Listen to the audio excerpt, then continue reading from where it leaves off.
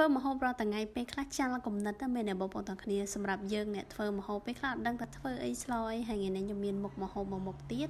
ក្បាលត្រីឆ្តៅ1គីឡូស្ងោរម្ជូរក្បាលត្រីសម្រាប់បន្លែខ្ញុំមានតាពាំងហើយនិងបាញ់ប៉ោះបងប្អូនទាំងគ្នាយើងគ្រាន់តែដាក់រំដេងស្លឹកក្រូចស្លឹកគ្រៃខ្ទឹម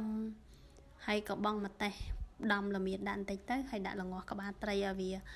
វាថាវាផុយល្អហើយចាំយើងដាក់តាពាំងតាមក្រោយហើយគ្រឿងក្រៅស្ករប៊ីចេងឯងបងប្អូនទាំងគ្នាអាចដាក់តាមចំណងចំណូលចិត្តបានខ្ញុំដាក់តារ៉ូឌីបន្តិចឯងដោយសារតែប្រហុករបស់ខ្ញុំគឺប្រៃខ្លាំងអញ្ចឹងថែមតារ៉ូឌីបន្តិចទៀតគឺល្មមហ្មងបងប្អូនទាំងគ្នាពេលយើងបង់ម្រះប្រេងខ្ញុំក៏បន្ថែមស្លឹកខ្ទឹមបន្តិចទៀតដែរបងប្អូនទាំងគ្នាហើយខ្ញុំក៏លួចថែមម្ជូរអំបិលខ្ចីបន្តិចទៀតដែរព្រោះតាពាំងយើងជូរអត់ទាន់ល្មមគាត់ថាវាគ្រប់គ្រាន់សម្រាប់សឡមួយឆ្នាំងនឹងអាចជូរឆ្ងាញ់អញ្ចឹងណាយើងក៏បន្ថែមបន្តិចហើយហ្នឹងហើយបងប្អូនទាំងគ្នាវីដេអូខ្ញុំមានតែប៉ុណ្្នឹងឯងសឡបែបងាយៗសាមញ្ញតែឆ្ងាញ់សាហាវអរគុណច្រើនជម្រាបលា